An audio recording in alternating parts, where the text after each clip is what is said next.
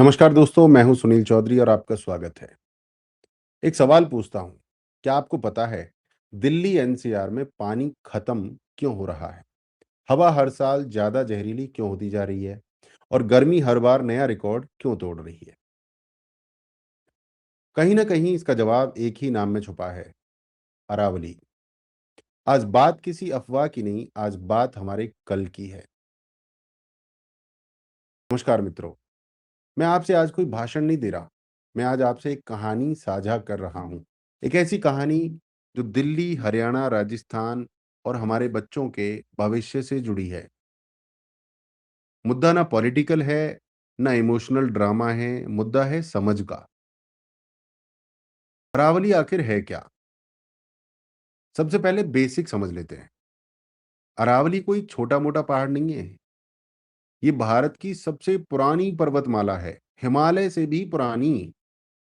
गुजरात से शुरू होकर राजस्थान, हरियाणा होते हुए दिल्ली तक आती है।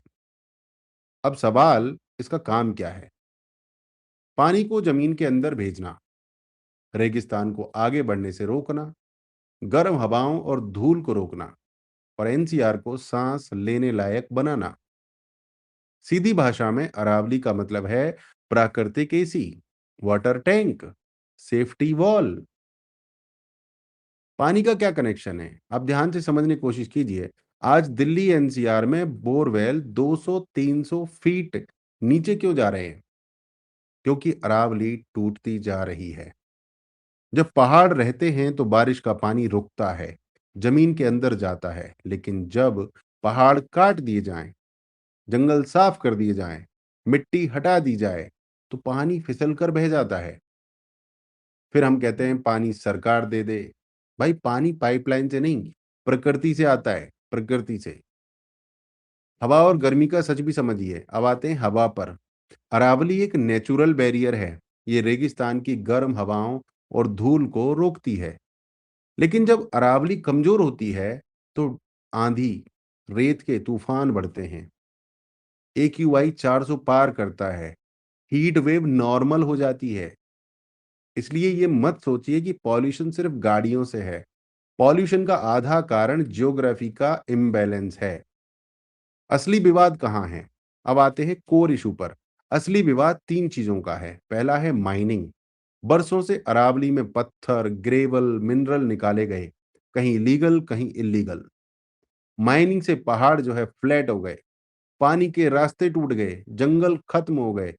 ये बात कोई नई नहीं है, खुद अदालतों ने कई बार चिंता जताई है। दूसरी बात है फॉरेस्ट की डेफिनेशन। दूसरा बड़ा मुद्दा है कि जंगल किसे कहते हैं, फॉरेस्ट किसे माने।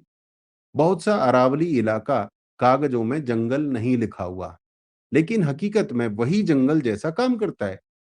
अब बहस ये है कि क्या जंगल वही है जो कागजों में है, या जंगल वो है जो पर्यावरण का काम करता है।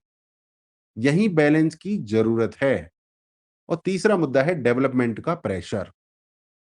तीसरा सच है डेवलपमेंट, विकास। देश को घर चाहिए, सड़क चाहिए, इंडस्ट्री चाहिए, और ये सब जरूरी है। सवाल डेवलपमेंट का नहीं है, सवाल है लोकेशन और प्लानिंग का। डेवलपमेंट होनी चाहिए बट प्लानिंग से होनी चाहिए। इसमें रियल एस्टेट का एंगल भी है। एक कड़वा सच, अरावली के पास जमीन बहुत कीमती है। Farm house, resort, luxury projects, सब यहीं बनना चाहते हैं। लेकिन अगर हर ग्रीन एरिया कंक्रीट बन गया, हर पहाड़ काट दिया गया, तो 10 साल बाद ये प्रोजेक्ट्स खुद रहने लायक नहीं रहेंगे। जिस चीज को देखकर लोग यहाँ आ रहे हैं, जब वही चीज नहीं रहेगी, तो फिर क्या होगा? आप वृंदावन का उदाहरण देखिए। लोग वृंदावन शांति के लिए जाते थे। आज वृंदावन में high rise buildings, flats, apartments भर गए हैं। पैर रखने की जगह नहीं है वृंदावन में। वृंदावन वृंदावन नहीं लगता, भीड़ भाड़ और एकदम नॉर्मल मॉडर्न सिटी लगता है।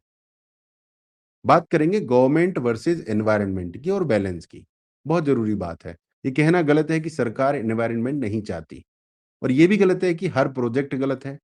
सच्चाई इसके बीच में है। सरकार का काम है डेवलपमेंट, नौकरी, इंफ्रास्ट्रक्चर, और एनवायरनमेंट का काम है सस्टेनेबिलिटी, लॉन्ग टर्म सेफ्टी। इसका जो समाधान है वो लड़ाई झगड़ा नहीं है, टकराव नहीं है। इसका समाधान है संतुलन। तो इसके समाधान की बात करते हैं। प्रैक्टिकल, पॉसिबल और रियलिस्टिक। इकोलॉजिकल फॉरेस्ट को पहचानना होगा हमें। फॉरेस्ट की प्रॉपर पहचान करनी होगी। माइनिंग पर टेक्नोलॉजी बेस्ड मॉनिटरिंग करनी पड़ेगी कि कितनी माइनिंग हुई, खतरनाक लेवल पर माइनिंग तो नहीं हुई कहीं। ग्रीन बफर जोन्स बनानी होंगी, वाटर रिचार्ज प्रोजेक्ट्स बनाने होंगे, ट्रांसपेरेंट मैपिंग करनी होगी, लोकल लोगों की भागीदारी रखनी होगी। डेवलपमेंट नहीं रुकना चाहिए, लेकिन तबाही भी नहीं होनी चाहिए। आम आदमी क्या कर सकता है इस पूरे मामले में? हम क्या कर सकते हैं? हम जानकारी फैला सकते हैं, हम इल्लीगल कंस्ट्रक्शन को नॉर्मल ना माने, हम ग्रीन को वोट इश्यू बनाएँ, सरकार से बोलें कि हमें हरियाली चाहिए। हमारे शहर में जो सड़कें बन रही हैं 4 लेन, उनके बीच में भी पेड़ नहीं है। एक उदाहरण मैं आपको दे रहा हूँ। हम आवाज़ उठाना भूल चुके हैं। हम गुलाम रहे, अंग्रेज़ों के रहे, मुगलों के रहे, कांग्रेस के रहे, हम आवाज़ उठाना भूल गए हैं। आवाज़ उठाना शुरू कीजिए। पानी को हल्के में मत लीजिए। हर हर लड़ाई सड़क पर नहीं होती, कुछ लड़ाइयाँ समझ से भी जीती जाती हैं। तो डियर फ्रेंड्स, अरावली कोई एंटी गवर्नमेंट इशू नहीं है, ये प्रो इंडिया इशू है। This is not anti government, this is pro India. अगर अरावली बचेगी, पानी बचेगा, हवा बचेगी, शहर बचेगा, और अगर नहीं बचेगी तो पैसा होगा पर जीवन मुश्किल होगा। अगर आपको ये बात समझ आ गई तो इस वीडियो को शेयर कीजिए, कमेंट में लिखिए, क्या आपके इलाके में पानी या गर्मी की समस्या बढ़ी है? क्या अरावली इंपॉर्टेंट है? क्या सुप्रीम कोर्ट का डिसीजन सही है? क्या आप इस जानकारी पर एक्टिव नज़र रख रहे हैं? दोस्तों, चैनल को फ़ॉलो कीजिए, सब्सक्राइब कीजिए, क्योंकि यहाँ बातें इमोशनल नहीं, समझदारी की होती हैं। मिलते हैं अगले वीडियो में। जय सनातन, वंदे मातरम।